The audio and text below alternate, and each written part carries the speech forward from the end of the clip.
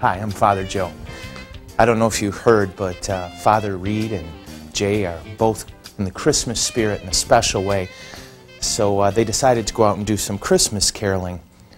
They were going house to house, and they finally arrived at one house where a dear old man answered the door, and they began singing their Christmas carol, and they noticed a tear at the corner of his eye, and he was definitely choked up. And at that point, Father Reed asked him, are you having a beautiful Christmas memory at this point? And the man replied, no, I'm a musician. Let's get to this week's question.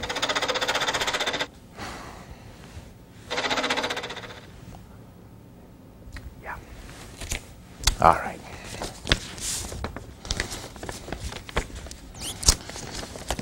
Dear Father Joe, I feel guilty about putting my mother in a nursing home. Am I failing to honor her by doing this? How do I make this decision? Well, God love you. This is a tough issue, I know. And let's begin with a great quote from St. Francis de Sales, where he says, "The desire for holiness is the beginning of holiness." If you look at your situation, your desire to love and honor your mother is a good sign. It's a sign that you do love and honor your mother. So how do you determine what to do in a situation like this? As is our custom, we're going to take a look at the Catechism. This is a quote from the Catechism, number 2208. Quote, "The family should live in such a way that its members learn to care and take responsibility for the young, the old, the sick, the handicapped, and the poor.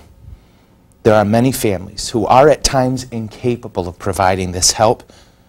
It devolves then on the other persons, other families, and in a subsidiary way, society itself to provide for their needs." So if we take that apart, we see a few steps here.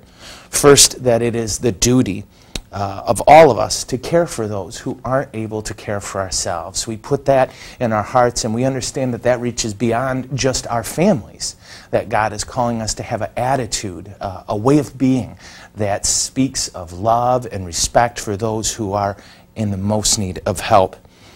So we can ask ourselves different questions about our lives. When's the last time we visited a nursing home, whether we have someone there we love or not? When's the last time that we helped out at a soup kitchen?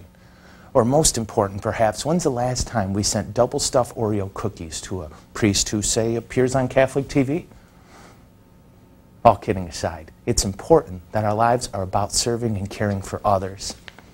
When we do this, what we can count on is that when our time comes to place someone we love in care because we can't care for them ourselves, that already ingrained in our family and in our hearts is the idea that they won't be alone, that we will be there to care for them and to love them. And perhaps others will have seen our example and be visiting people in the nursing home.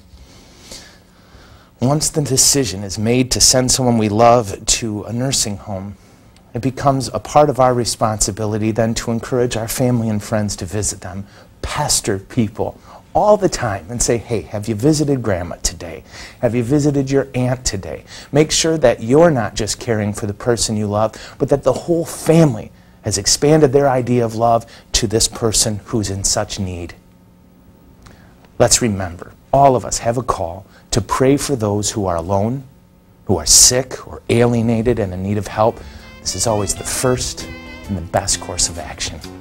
Thank you very much. Enjoy another day in God's presence.